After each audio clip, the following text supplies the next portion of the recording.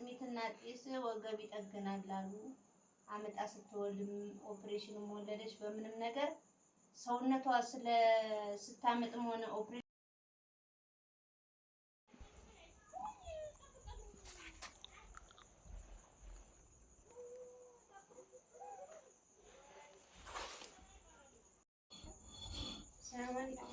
አሰላሙ አለይኩም ወራህመቱላሂ ወበረካቱ። ድና የተከበራችሁ ቻናላችን ተከታታዮች እንዴት ናችሁ? ደህና ናችሁ? ሰላም ናችሁ ወይ?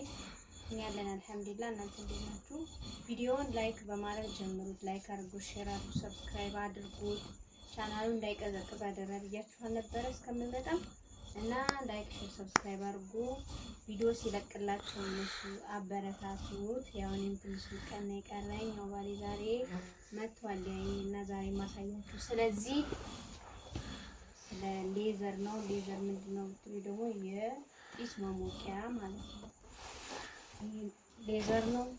ከላዩ እንደ ሌዘር ጃኬት ነው። ከውስጡ ደግሞ እንደምታዩት ልስልስ ያለ እንደ ስፖንጅ ነገር ነው ማለት ነው። ይሄ ለምንድነው የሚጠቅመው? አሁን ለምሳሌ ቤት ውስጥ ሰው ባይኖረን በራሳችን ጢስ እንደምንሞቅ ማለት ነው። መጀመሪያ ጢሱን እናዘጋጅና ዚፑን ከፍትና ዚፕ አለው ከውስጥ ነው ዚፑ፣ ምክንያቱም ከውስጥ ነው የምንዘጋው። ከውጭ ከዘጋ ነው እጃችንን ከፍተን እንዲህ አይመችም። ቤት ሰው ባይኖረን ራሳችን ጢስ መሞቅ እንደምንችል ላሳያችሁ ነው። የውስጡ ከውስጥ ነው ዚፑ። ከዛ እንደዚህ እናደርግና እንለብሰዋለን ማለት ነው። እንደዚህ እንለብሳለን ጢሳችንን ካስተካከልን በኋላ ማለት ነው። ከዛ በኋላ ይሄ ከውስጥ ነው ዚፑ። ከውስጥ የሆነበት ምክንያት ነገራችኋለሁ። እራሳችሁ እንደዚህ ትዘሙታላችሁ። እንደዚህ ሆናችሁ ቁጭ ስላላችሁ ማለት ነው። የምትሞቁበት ስትጨርሱ ደግሞ ብድግ ብላችሁ ማለት ነው። ዚፑ ከውጭ ከሆነ እጃችሁ እንዴት ይሆናል? ለዛ ነው ከውስጥ ሆነው። ይሄ ባለ ኮፍያም አለ ያለ ኮፍያም ይኸውልህ ነው። እኛ ድሮ በባህሉ የምንሞቀው በከሌና ብርድ ልብስ ምናምን በመልበስ ነው።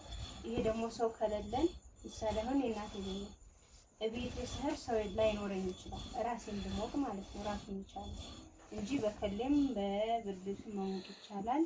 ያቀርቶ አይደለም ማለት ነው። እና ይሄ እንደምታውቁት ነው። እንደዚህ ነው። ከዛ ጭስ እንወጣዋል። ከላይ ያሉትን የቅዝን ጨርቆች ምናምን ከላይ ማልበስ ነው ማለት ነው። እና ስሞቅ ደግሞ አሳያችኋለሁ። አሁን ይሄን ይመስላል። ቻናሉን ላይክ፣ ሼር፣ ሰብስክራይብ አድርጉ።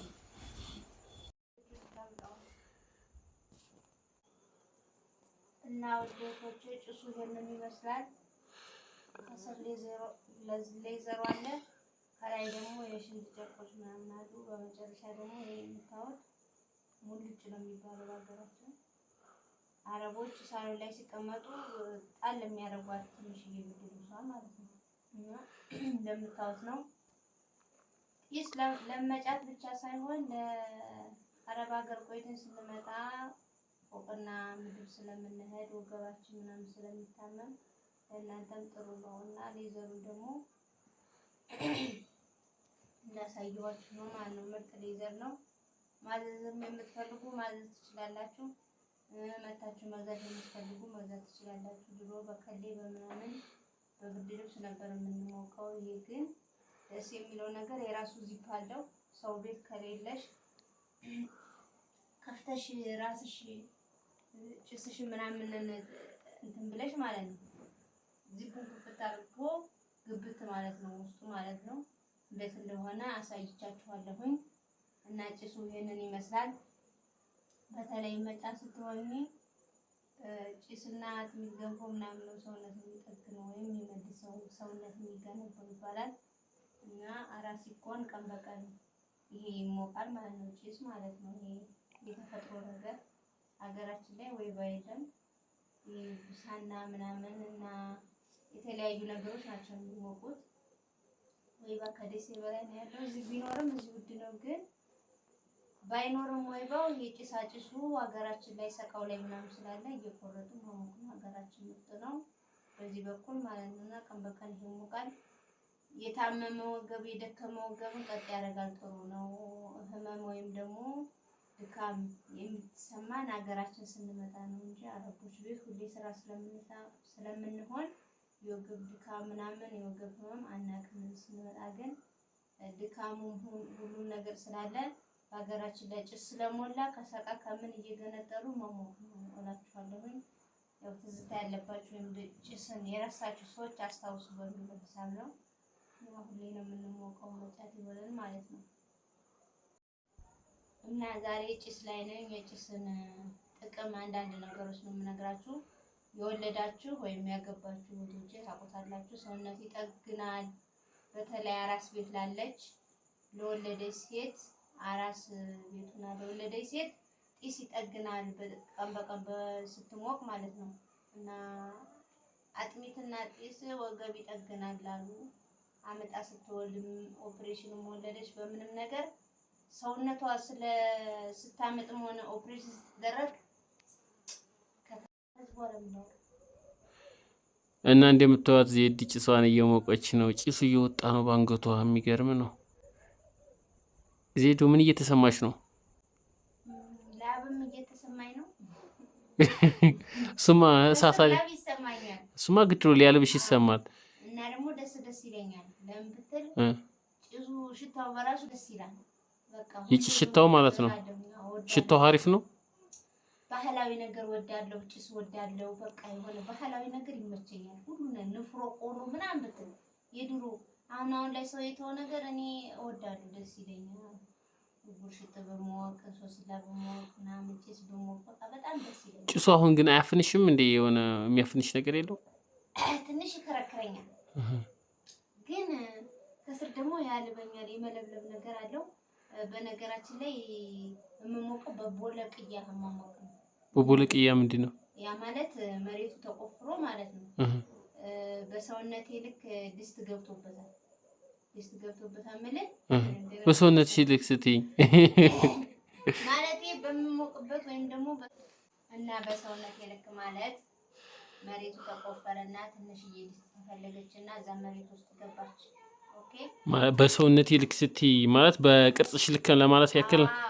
ከዛ ድስቲቱ ገባችና ተመረገች ስለች ዙሪያዋን እንትን ተባለች። ከዛ እሳት ይከተትባታል፣ እፍ ይባላል። ጭሱ ተቆራርጦ ይገባል። እንዳይለበልብ ወይም ቶሎ ጋል ብዬ ዝም ብዬ ውጥትብል ወደ ሰውነት አይገባም። ለኔ አይጠቅመኝም። ጭሱ ዝቅ ብሎ እኔ ለሰውነት የሚጠቅም ጭስ እንዲወጣ ቶሎ ልብልብ አድርጎኝ እንዳልነሳ ማለት ነው። የመንዲድ ባህሪ የለውም ግን እሳቱ ከስር ጭሱ በጣም ሲቆይ ሲጣፍ ብሎ ነው እየጨሰ ያለው። እየለበለበኝም አይደለም ለሰውነቴም ጥሩ ነው። ከፍ ሲል ደግሞ እየለበለበኝ ቶሎ ያለበኛል። ምንም ጭሱ በጣም እንትን ሳይል ወጣል ማለት እነሳለሁ። ለኔ ጥቅም አይሰጠኝም ማለት ወደ ታች መቆፈሩ ለኔ ጥቅም አለው ማለት ነው። ማለት ኦኬ ገባኝ። የቦለቅያ የሚሞቁበት አለ በከተማ እና እንደዛ ነው እላችኋለሁ። አሁን እኔ ቀን በቀን ነው የምሞቀው። 15 ቀን ነው እስከ 15 ቀን አልሞቅም፣ ምክንያቱም ኦፕሬሽን ስለሆንኩ ዶክተሩ 15 ቀን ድረስ አይሞቅም ብሏል። 15 ቀን ከጨረስኩ በኋላ ግን ቀን በቀን እየሞቅኩ ነው። ሙቄ ደግሞ ወዲያው አልታጠብም። የምታጠበው ጠዋት ነው። ወዲያው ሙቄ ወዲያው ከታጠብኩኝ ወዙ ምኑ ይሄዳል። ስለዚህ ባጭሩ የጭስ ባህላዊ አሟሟቅን ባህል አሳየሻቸው። ባጭሩ አሳይቻቸዋለሁ። ወዲያው ትጥባልልም፣ ምክንያቱም ምን አራስ ነኝ። አራስ ስለሆንኩኝ አብሮኝም ቢያድር ወዝ የላቤ ችግር የለውም። ግን አራስ አትሆኚ ባለትዳር ከሆንሽ ወዲያው ታጥበሽ አብረሽ አሁን ዙሮ አሁን ሙቀሽ ትታጠቢያለሽ እኮ አይደል እንዴ? አሁን አልታጠብም። አብሮኝ ነው የሚያድር ወዝ አልታጠብም። ለምን አሁን ከታጠብኩት ምን ወዙ ሰውነቴ ውስጥ ሆነ። ያው ወዙ እኮ ይሄ ጭስ እኮ እንዲያልብሽ ነው አይደል? በላም ምክንያት ብቻ አይደለም ወደ ሰውነቴ እንትን እንዲል ነው። ወዲያው ታጥቤ ወዲያው ሙቅ ብለው ከታጠብ ማለት ጭስ ወደ ሰውነት መግባቱ ጥሩ ነው እምትይ? አዎ በደም ብቻ እንደዛ ነው ያለው። እና እንደምታዩት ዜድ ሙቃ ተነስታለች፣ ጨርሳለች። አመገረው ነው የጭስ አሟሟቋ ዲስቶሪ ውስጥ ቆፍራ ተቀብራ ማለት ነው። ይሄን እንጨቱን ላውጣው መሰለኝ። ቆይ ያ ይበቃዋል። ዜድ ያልሞቅሽው መሰል እንደወጉ ገና እርጥብ ነው። አልቦሻል አሁን በጣም ይርቅ ይፈጃል ሳንቺ ወይኔ አሁን የዚህ ጭስ ጥቅሙ ገብቶ ወባ ጭስ መሆኑ ነው። ለነገሩ የኛ ሀገር ባህላዊ እንጨት ይበልጣል። ዲስቷ ዝግ ምገርም በኋላ ትወጣለች። አሁን እቺ ዲስቷ የሚገርም ናት። ደስ አትልም?